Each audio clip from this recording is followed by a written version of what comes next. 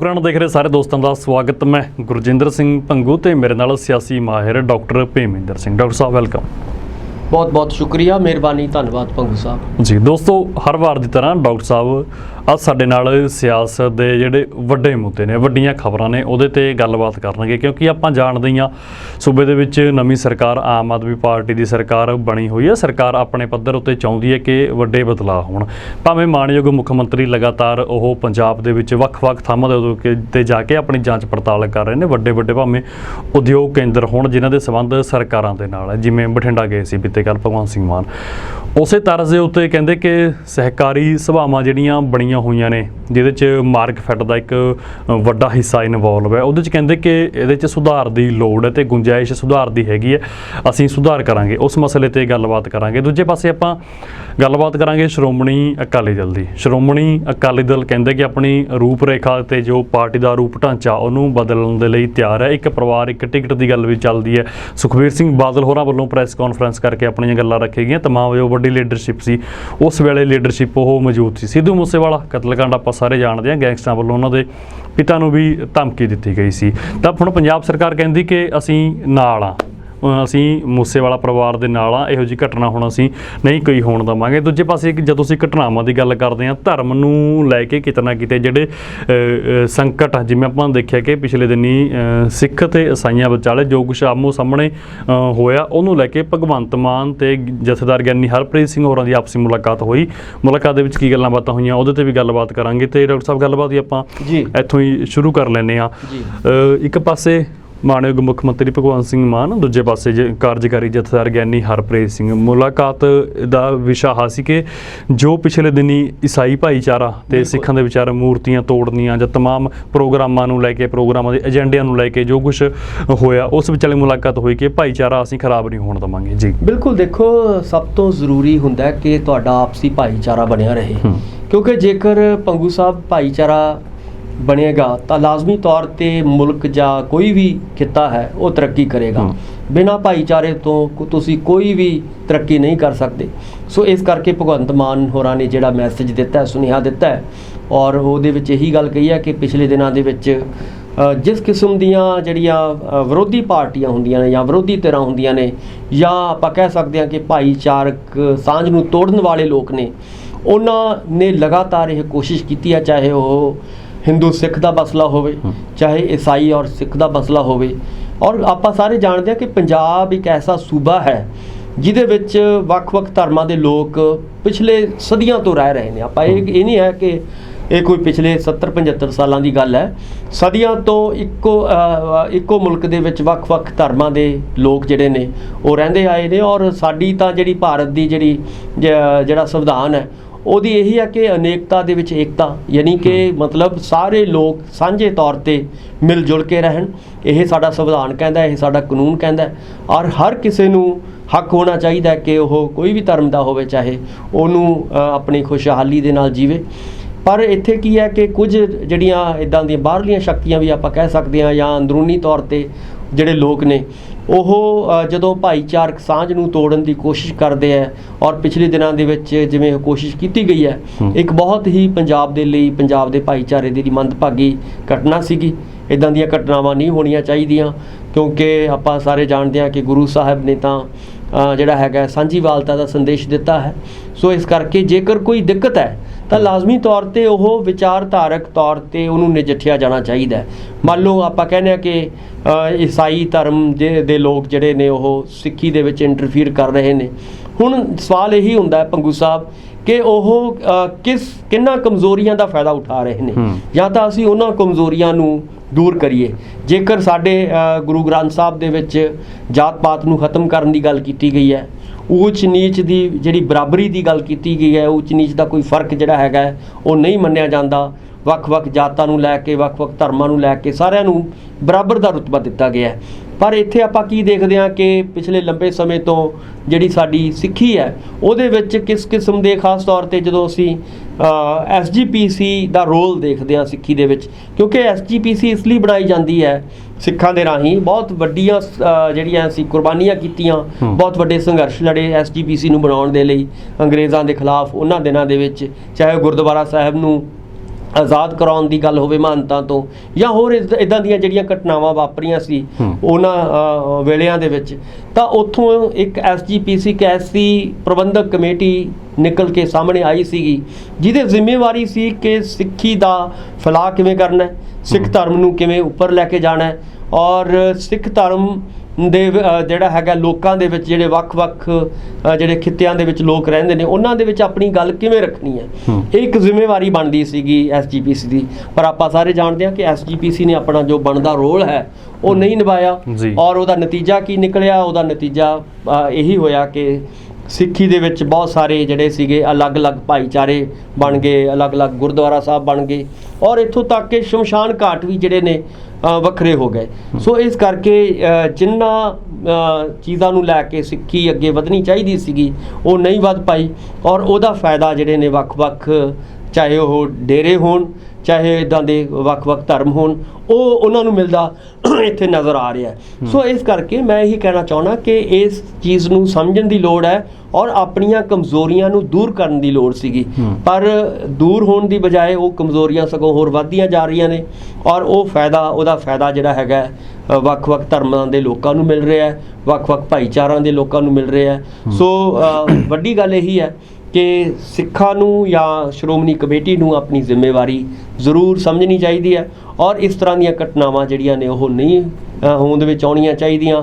ਆਪਸੀ ਭਾਈਚਾਰਕ ਸਾਂਝ ਜਿਹੜੀ ਹੈਗੀ ਹੈ ਉਹ ਬਣਾਈ ਰੱਖਣੀ ਬਹੁਤ ਹੀ ਜ਼ਰੂਰੀ ਹੈ, ਔਰ ਉਹ ਤਾਂ ਹੀ ਹੋਏਗਾ ਜੇਕਰ ਅਸੀਂ ਆਪਣਾ ਮੂਲ ਨੂੰ ਪਛਾਣਾਂਗੇ, ਯਾਨੀ ਕਿ ਜੋ ਸਾਨੂੰ ਗੁਰੂ ਸਾਹਿਬ ਨੇ ਸਿੱਖਿਆ ਦਿੱਤੀ ਹੈ, ਜੇਕਰ ਅਸੀਂ ਉਸ ਨੂੰ ਪਛਾਣਾਂਗੇ ਔਰ ਉਹਦੇ ਰਸਤੇ ਦੇ ਉੱਤੇ ਚੱਲਾਂਗੇ, ਖਾਸ ਤੌਰ 'ਤੇ ਜਿਹੜੇ ਸਾਡੇ ਜਿਨ੍ਹਾਂ ਨੂੰ ਜ਼ਿੰਮੇਵਾਰੀ ਇਹ ਦਿੱਤੀ ਗਈ ਹੈ, ਜੇਕਰ ਉਹ ਰਸਤੇ 'ਤੇ ਚੱਲਣਗੇ ਸਿੱਖੀ ਦੇ, ਤਾਂ ਲਾਜ਼ਮੀ ਤੌਰ 'ਤੇ ਕੋਈ ਵੀ ਬੰਦਾ ਜਿਹੜਾ ਹੈਗਾ, ਕਿਸੇ ਦਾ ਦਿਲ ਨਹੀਂ ਕਰਦਾ ਕਿ ਆਪਣਾ ਧਰਮ ਛੱਡ ਕੇ ਕਿਸੇ ਦੂਜੇ ਧਰਮ ਦੇ ਵਿੱਚ ਜਾਵੇ।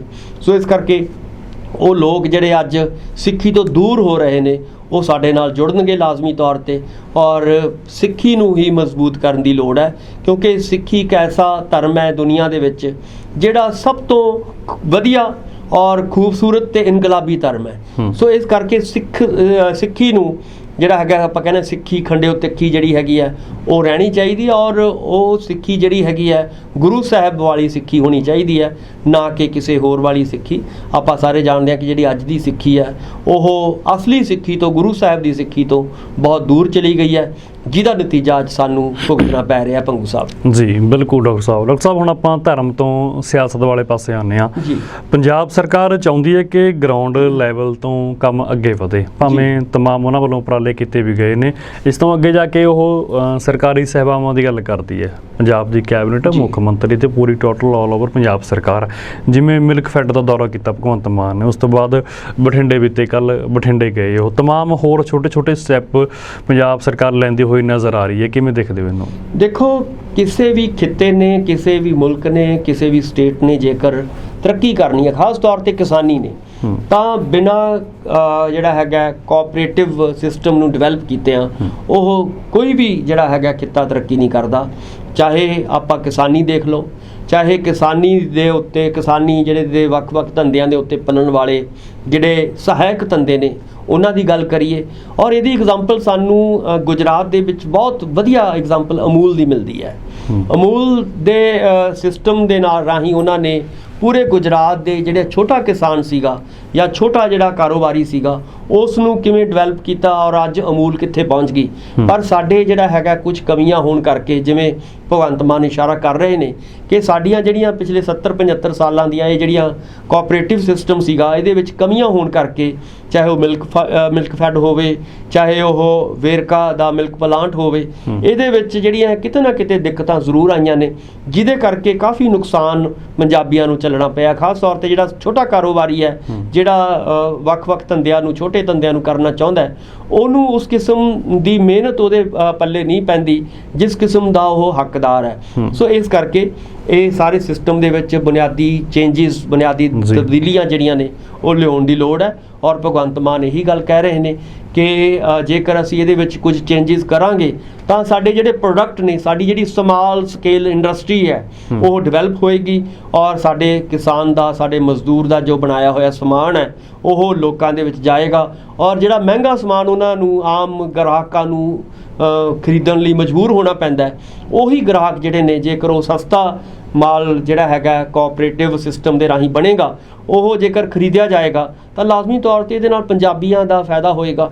ਸੋ ਉਹੀ ਫਾਇਦਾ ਜੇਕਰ ਆਮ ਕਿਸਾਨ ਦੇ, ਗਰੀਬ ਕਿਸਾਨ ਦੇ, ਛੋਟੇ ਕਿਸਾਨ ਦੀਆਂ ਜੇਬਾਂ ਵਿੱਚ ਜਾਏਗਾ ਤਾਂ ਉਹਦੇ ਨਾਲ ਜਿਹੜਾ ਹੈਗਾ ਮਾਰਕਫੈਡ ਵੀ ਅੱਗੇ ਡਿਵੈਲਪ ਕਰੇਗਾ, ਵੇਰਕਾ ਵੀ ਅੱਗੇ ਡਿਵੈਲਪ ਕਰੇਗਾ, ਜਾਂ ਹੋਰ ਵੀ ਜਿਹੜੀਆਂ ਸਹਾਇਕ ਜਾਂ ਜਿਹੜੀਆਂ ਆਪਾਂ ਕਹਿ ਸਕਦੇ ਹਾਂ ਕਿ ਕੋਆਪਰੇਟਿਵ ਜਿਹੜੀਆਂ ਸੁਸਾਇਟੀਜ਼ ਨੇ ਪਿੰਡਾਂ ਦੇ ਵਿੱਚ ਬਣੀਆਂ ਹੋਈਆਂ, ਉਹ ਡਿਵੈਲਪ ਕਰ ਸਕਦੀਆਂ ਨੇ। ਭੰਗੂ ਸਾਹਿਬ, ਤੇ ਕਿਸਾਨੀ ਨੂੰ ਲੈ ਕੇ ਕੀ ਕਰ ਰਹੀ ਹੈ ਪੰਜਾਬ ਸਰਕਾਰ? ਕਿਸਾਨੀ ਨੂੰ ਦੇਖੋ, ਇਸ ਵੇਲੇ ਆਪਾਂ ਕਹਿ ਸਕਦੇ ਹਾਂ ਕਿ ਪੰਜਾਬ ਇੱਕ ਐਸਾ ਖਿੱਤਾ ਹੈ ਜਿਹਦੇ ਕਿਸਾਨੀ ਦੇ ਸਿਰ ਦੇ ਉੱਤੇ ਸਾਰੀ ਇਕਨੋਮੀ ਖੜੀ ਹੈ। ਔਰ ਚਾਹੇ, ਕਿਉਂਕਿ ਹਰਿਆਣੇ ਦੀ ਜਦੋਂ ਆਪਾਂ ਗੱਲ ਕਰਦੇ ਹਾਂ, ਹਰਿਆਣਾ ਬੇਸ਼ੱਕ ਕਿਸਾਨੀ ਦੇ ਨਾਲ ਜਿਹੜਾ ਹੈਗਾ ਪ੍ਰਫੁੱਲਤ ਹੈ, ਪਰ ਉੱਥੇ ਦੀ ਜਿਹੜੀ ਇੱਕ ਵੱਖਰੀ ਗੱਲ ਹੈ ਕਿ ਉੱਥੇ ਇੰਡਸਟਰੀ ਦਾ ਜਿਹੜਾ ਬੋਲਬਾਲਾ ਬਹੁਤ ਜ਼ਿਆਦਾ, ਕਿਉਂਕਿ ਦਿੱਲੀ ਦੇ ਨਾਲ ਲੱਗਿਆ ਹੋਣ ਕਰਕੇ ਇੱਕ ਵੱਡਾ ਏਰੀਆ ਜਿਹੜਾ ਹੈਗਾ ਉਹ ਤੁਸੀਂ ਦੇਖੋਗੇ ਕਿ ਇੰਡਸਟਰੀਲਾਈਜ਼ਡ ਹੈ, ਔਰ ਇੰਡਸਟਰੀ 'ਚੋਂ ਬਹੁਤ ਜ਼ਿਆਦਾ ਪੈਸਾ ਹਰਿਆਣੇ ਨੂੰ ਆਉਂਦਾ ਹੈ। ਪਰ ਜਿਹੜਾ ਜੇਕਰ ਅਸੀਂ ਆਉਣ ਵਾਲੇ ਸਮੇਂ ਦੇ ਵਿੱਚ ਇੰਡਸਟਰੀ ਨੂੰ ਡਿਵੈਲਪ ਵੀ ਕਰਾਂਗੇ ਨਾਲ, ਔਰ ਖ਼ਾਸ ਤੌਰ ਤੇ ਐਗਰੋ ਬੇਸਡ ਇੰਡਸਟਰੀ ਨੂੰ ਡਿਵੈਲਪ ਕਰਾਂਗੇ, ਜਿਹਦੇ ਵਿੱਚ ਕਿਸਾਨੀ ਦਾ ਬਹੁਤ ਵੱਡਾ ਰੋਲ ਹੋਏਗਾ, ਤਾਂ ਲਾਜ਼ਮੀ ਤੌਰ ਤੇ ਜਿਹੜਾ ਹੈਗਾ ਕਿਸਾਨ ਪੰਜਾਬ ਦਾ ਬਚੇਗਾ, ਔਰ ਸੁਸਾਈਡ ਤੋਂ ਬਚੇਗਾ, ਔਰ ਉਹਦੇ ਉੱਤੇ ਜਿਹੜਾ ਕਰਜ਼ਾ ਚੜਿਆ ਹੈਗਾ ਉਹ ਕਰਜ਼ਾ ਵੀ ਲੱਥੇਗਾ, ਔਰ ਉਹਦੀ ਆਮਦਨ ਜਿਹੜੀ ਹੈਗੀ ਹੈ ਉਹ ਵਧੇਗੀ, ਔਰ ਖਰਚਾ ਜਿਹੜਾ ਹੈਗਾ ਘਟੇਗਾ, ਔਰ ਉਹਦੇ ਲਈ ਕੋਆਪਰੇਟਿਵ ਸਿਸਟਮ ਨੂੰ ਅਪਣਾਉਣਾ ਪਏਗਾ, ਔਰ ਸਮਾਲ ਸਕੇਲ ਇੰਡਸਟਰੀ ਨੂੰ ਇੱਥੇ ਡਿਵੈਲਪ ਕਰਨਾ ਪਏਗਾ। ਔਰ ਇਹੀ ਹੱਲ ਮੈਨੂੰ ਪੰਜਾਬ ਦੇ ਕਿਸਾਨਾਂ ਦਾ ਜਿਹੜਾ ਹੈਗਾ ਲੱਗ ਰਿਹਾ। ਔਰ ਪੰਜਾਬ ਸਰਕਾਰ, ਜਿਵੇਂ ਤੁਸੀਂ ਦੱਸਿਆ ਆਪ ਹੀ, ਕਿ ਖਾਸ ਤੌਰ ਤੇ ਸਾਡੇ ਭਗਵੰਤ ਮਾਨ, ਕਿਉਂਕਿ ਖੁਦ ਉਹ ਕਿਸਾਨੀ ਦੇ ਵਿੱਚੋਂ ਆਏ ਹੋਣ ਕਰਕੇ ਉਹਨਾਂ ਨੂੰ ਕਿਸਾਨੀ ਦੀਆਂ, ਖਾਸ ਤੌਰ ਤੇ ਜਿਹੜੀ ਮੱਧਲੀ ਕਿਸਾਨੀ ਹੈ, ਮਿਡਲ ਕਿਸਾਨੀ ਹੈ ਜਾਂ ਛੋਟੀ ਕਿਸਾਨੀ ਹੈ, ਉਹਨਾਂ ਦੀਆਂ ਸਮੱਸਿਆਵਾਂ ਦਾ ਉਹ ਬਿਲਕੁਲ ਉਹਨਾਂ ਨੂੰ ਪਤਾ ਹੈ। ਸੋ ਉਹ ਜੇਕਰ ਚਾਹਣ ਤਾਂ ਲਾਜ਼ਮੀ ਤੌਰ ਤੇ ਕਿਸਾਨਾਂ ਨੂੰ ਉਹ ਇਹਨਾਂ ਵੱਡੇ ਸੰਕਟਾਂ ਚੋਂ ਕੱਢ ਸਕਦੇ ਨੇ ਭਗਵੰਤ ਮਾਨ ਜੀ। ਭੰਗੂ ਸਾਹਿਬ ਜੀ, ਡਾਕਟਰ ਸਾਹਿਬ, ਸ਼੍ਰੋਮਣੀ ਅਕਾਲੀ ਦਲ ਵੀ ਬਦਲਾਅ ਕਰ ਰਿਹਾ ਆਪਣੀ ਨੀਤੀਆਂ 'ਚ। ਦੇਖੋ, ਸ਼੍ਰੋਮਣੀ ਅਕਾਲੀ ਦਲ ਬਦਲਾਅ ਜ਼ਰੂਰ ਕਰ ਰਿਹਾ ਹੈ, ਪਰ ਉਹ ਬਦਲਾਅ ਉੱਥੇ ਕਰ ਰਿਹਾ ਜਿੱਥੇ ਉਹ ਕੋਈ ਸਮੱਸਿਆ ਹੀ ਨਹੀਂ ਹੈ। ਉਹਨੂੰ ਲੱਗਦਾ ਹੈ ਕਿ ਸ਼ਾਇਦ ਇੱਕ ਪਰਿਵਾਰ ਇੱਕ ਟਿਕਟ, ਜਿਵੇਂ ਤੁਸੀਂ ਵੀ ਇਸ਼ਾਰਾ ਕੀਤਾ ਸੀਗਾ ਕਿ ਇਹਦੇ ਨਾਲ ਲੋਕਾਂ ਦੇ ਵਿੱਚ ਜਿਹੜੀ ਹੈਗੀ ਆ ਕੋਈ ਚੰਗੀ ਸਾਡੀ ਸੇਹ ਬਣੇਗੀ, ਜਾਂ ਅਸੀਂ ਵੱਡੇ ਸੰਕਟ ਚੋਂ ਨਿਕਲ ਪਾਵਾਂਗੇ। ਜਦੋਂ ਕਿ ਜਿਹੜਾ ਅਕਾਲੀ ਦਲ ਹੈ, ਖਾਸ ਤੌਰ ਤੇ ਅਕਾਲੀ ਦਲ ਦੇ ਪ੍ਰਧਾਨ ਜਿਹੜੇ ਨੇ ਸੁਖਬੀਰ ਬਾਦਲ ਜੀ, ਉਹ ਸਮੱਸਿਆ ਨੂੰ ਸਮਝ ਨਹੀਂ ਰਹੇ। ਉਹ ਦਿੱਕਤ ਉਹਨਾਂ ਦੀ ਇਹ ਹੈ ਕਿ ਸਮੱਸਿਆ ਦੇ ਉਹ ਆਲੇ ਦੁਆਲੇ ਹੀ ਜਿਹੜੇ ਨੇ ਉਹ ਫਿਰ ਰਹੇ ਨੇ, ਪਰ ਜਿਹੜੀ ਸਮੱਸਿਆ ਦੀ ਜੜ ਹੈ, ਜੜ ਕਿੱਥੇ ਹੈ? ਜੜ ਇਹ ਹੈ ਕਿ ਜਿਹੜਾ ਪਿਛਲੇ 20-25 ਸਾਲਾਂ ਤੋਂ ਜਿਸ ਕਿਸਮ ਦੇ ਨਾਲ ਅਕਾਲੀ ਦਲ ਡਿਵੈਲਪ ਹੋਇਆ, ਉਹਦੇ ਵਿੱਚ 3M ਦਾ ਬਹੁਤ ਵੱਡਾ ਰੋਲ ਰਿਹਾ ਹੈ, ਔਰ ਇਸ ਨੂੰ ਸਮਝਣਾ ਹੋਏਗਾ। ਪਹਿਲਾ ਹੈ ਕਿ ਅਕਾਲੀ ਦਲ ਆਪਣੇ ਮੁੱਦਿਆਂ ਨੂੰ ਛੱਡ ਕੇ ਮਨੀ ਯਾਨੀ ਕਿ ਪੈਸੇ ਦੇ ਆਲੇ ਦੁਆਲੇ ਹੋ ਗਿਆ, ਔਰ ਉਹਨੂੰ ਲੱਗਦਾ ਹੈ ਕਿ ਸਾਰਾ ਢਾਂਚਾ ਜਿਹੜਾ ਹੈਗਾ ਪੈਸੇ ਦੇ ਨਾਲ ਚੱਲਦਾ ਹੈ, ਔਰ ਪੈਸੇ ਦੇ ਨਾਲ ਵੋਟਾਂ ਖਰੀਦੀਆਂ ਵੇਚੀਆਂ ਜਾ ਸਕਦੀਆਂ ਨੇ।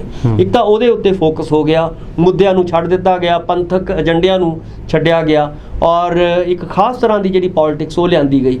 ਦੂਜਾ ਹੈ ਕਿ ਮਸਲ ਪਾਵਰ, ਉਹਨੂੰ ਲੱਗਦਾ ਸੀਗਾ ਅਕਾਲੀ ਦਲ ਨੂੰ ਕਿਸੇ ਵੇਲੇ ਕਿ ਮਸਲਸ ਦੇ ਨਾਲ ਜਿਹੜਾ ਹੈਗਾ, ਤਾਕਤ ਦੇ ਨਾਲ ਜਿਹੜਾ ਹੈਗਾ ਲੋਕਤੰਤਰ ਨੂੰ ਜਿੱਤਿਆ ਜਾ ਸਕਦਾ ਹੈ, ਔਰ ਲੋਕਾਂ ਨੂੰ ਹਰਾਇਆ ਜਾ ਸਕਦਾ ਹੈ। ਉਹਦਾ ਵੀ ਉਹਨਾਂ ਨੇ ਭਰਪੂਰ ਫਾਇਦਾ ਉਠਾਇਆ।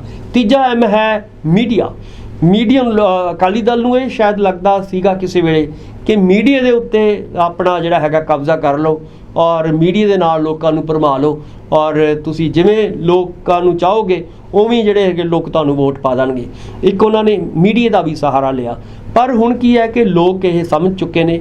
ਅੱਜ ਅਸੀਂ ਜਦੋਂ 2022 ਦੇ ਵਿੱਚ ਗੁਜ਼ਰ ਰਹੇ ਹਾਂ ਤਾਂ ਲੋਕ ਜਿਹੜੇ ਨੇ ਬਹੁਤ ਕੌਨਸ਼ੀਅਸ ਹੋ ਗਏ ਨੇ। ਖਾਸ ਤੌਰ ਤੇ ਤੁਸੀਂ ਦੇਖੋਗੇ ਕਿ ਕਿਸਾਨੀ ਅੰਦੋਲਨ ਤੋਂ ਬਾਅਦ ਤਾਂ ਪੂਰੇ ਪੰਜਾਬ ਦੀ ਇੱਕ ਤਸਵੀਰ ਹੋਰ ਤਰ੍ਹਾਂ ਦੀ ਦਿਖਾਈ ਦਿੰਦੀ ਹੈ। ਪੰਜਾਬ ਦਾ ਹੁਣ ਬੱਚਾ ਜਿਹੜਾ ਹੈਗਾ ਅਕਾਲੀ ਦਲ ਦੀਆਂ ਇਹਨਾਂ ਜੋ ਵੀ ਕਮੀਆਂ ਸੀਗੀਆਂ ਉਹਨਾਂ ਤੋਂ ਜਾਣੂ ਹੈ, ਔਰ ਇਹੀ ਕਾਰਨ ਹੈ ਕਿ ਕਿਸਾਨੀ ਅੰਦੋਲਨ ਤੋਂ ਬਾਅਦ ਅਕਾਲੀ ਦਲ ਦਾ ਗ੍ਰਾਫ ਬਹੁਤ ਗਿਰਿਆ ਹੈ, ਬਹੁਤ ਡਿੱਗ ਰਿਹਾ ਹੈ, ਔਰ ਬੁਰੀ ਤਰ੍ਹਾਂ ਇਸ ਵੇਲੇ ਸਗੋਂ ਅਕਾਲੀ ਦਲ ਨੂੰ ਇਹੀ ਲੋੜ ਹੈ ਕਿ ਇੱਕ ਤਾਂ ਪੰਥਕ ਜਿਹੜੇ ਮੁੱਦੇ ਨੇ ਉਹਨਾਂ ਦੇ ਜਿਨ੍ਹਾਂ ਤੋਂ ਉਹ ਦੂਰ ਹੁੰਦਾ ਜਾ ਰਿਹਾ ਉਹਨਾਂ ਨੂੰ ਉਹ ਸੈਂਟਰਲਾਈਜ਼ ਕਰੇ।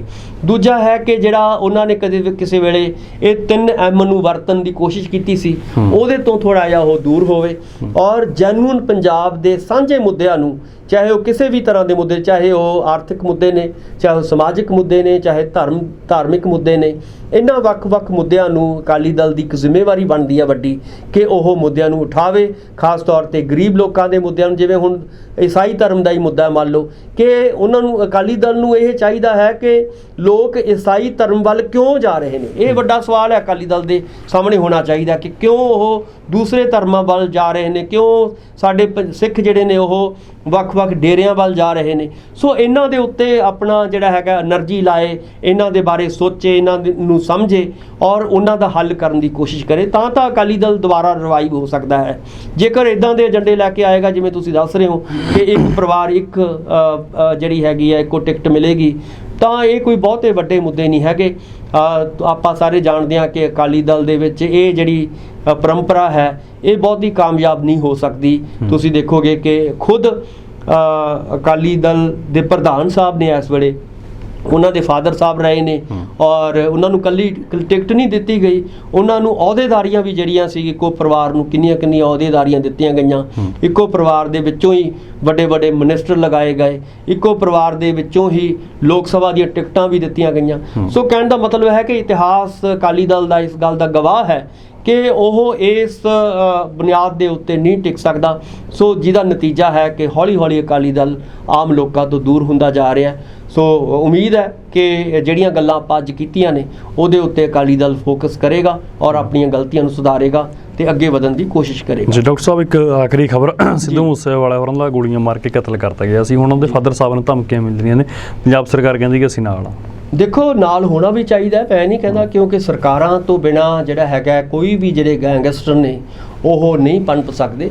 ਸੋ ਪਿਛਲੇ ਸਾਲਾਂ ਦੇ ਵਿੱਚ ਆਪਾਂ ਸਾਰੇ ਜਾਣਦੇ ਹਾਂ ਕਿ ਸਰਕਾਰਾਂ ਦੀ ਪੁਸ਼ਤ ਪਨਾਹੀ ਦੇ ਵਿੱਚ ਹੀ ਗੈਂਗਸਟਰ ਜਿਹੜੇ ਨੇ ਉਹ ਪਲਦੇ ਰਹੇ ਨੇ। ਸੋ ਜੇਕਰ ਸਰਕਾਰਾਂ ਸਾਥ ਦੇਣਗੀਆਂ ਔਰ ਸਰਕਾਰਾਂ ਜਿਹੜੀਆਂ ਨੇ ਆਮ ਲੋਕਾਂ ਦੇ ਨਾਲ ਖੜਨਗੀਆਂ ਔਰ ਗੈਂਗਸਟਰਸ ਨੂੰ ਉਹਨਾਂ ਦਾ ਜੋ ਕਾਨੂੰਨੀ ਕਾਰਵਾਈ ਆ ਉਹਨਾਂ ਦੇ ਉੱਤੇ ਬਣਦੀ ਕੀਤੀ ਜਾਏਗੀ, ਤਾਂ ਲਾਜ਼ਮੀ ਤੌਰ ਤੇ ਪੰਜਾਬ ਦੇ ਵਿੱਚ ਜਿਹੜਾ ਹੈਗਾ ਮਾਹੌਲ ਵਧੀਆ ਹੋਏਗਾ। ਸਗੋਂ ਸਰਕਾਰ ਨੂੰ ਇਹੀ ਚਾਹੀਦਾ ਹੈ ਕਿ ਸਿੱਧੂ ਮੂਸੇਵਾਲੇ ਦੇ ਜਿੰਨੇ ਵੀ ਕਾਤਲ ਅਜੇ ਤੱਕ ਜਿਹੜੇ ਬਾਹਰ ਵੀ ਨੇ ਔਰ ਜਿਨ੍ਹਾਂ ਦੇ ਉੱਤੇ FIR ਵੀ ਕੀਤੀ ਗਈ ਹੈ ਜਾਂ ਹਜੇ ਫੜੇ ਨਹੀਂ ਗਏ, ਉਹ ਫੜੇ ਜਾਣੇ ਚਾਹੀਦੇ ਨੇ, ਉਹਨਾਂ ਦੇ ਉੱਤੇ ਸਖਤ ਤੋਂ ਸਖਤ ਕਾਰਵਾਈ ਹੋਣੀ ਚਾਹੀਦੀ ਹੈ। ਇਹ ਸਰਕਾਰ ਦੀ ਪਹਿਲ ਦੇ ਆਧਾਰ ਤੇ ਜ਼ਿੰਮੇਵਾਰੀ ਬਣਦੀ ਹੈ। ਭੰਗੂ ਸਾਹਿਬ ਜੀ, ਡਾਕਟਰ ਸਾਹਿਬ ਬਹੁਤ ਬਹੁਤ ਸ਼ੁਕਰੀਆ ਗੱਲਬਾਤ, ਬਹੁਤ ਧੰਨਵਾਦ, ਸ਼ੁਕਰੀਆ, ਮਿਹਰਬਾਨੀ। ਦੋਸਤੋ, ਮੇਰੇ ਨਾਲ ਜੁੜੇ ਹੋਏ ਸੀ ਸਿਆਸੀ ਮਾਹਿਰ ਡਾਕਟਰ ਭੇਮਿੰਦਰ ਸਿੰਘ। ਤੁਸੀਂ ਬਣੇ ਰਹੋ ਤੁਹਾਡੇ ਆਪਣੇ ਚੈਨਲ ਲੋਕਰਾਣ ਪੰਜਾਬੀ ਤੇ। ਸ਼ੁਕਰੀਆ।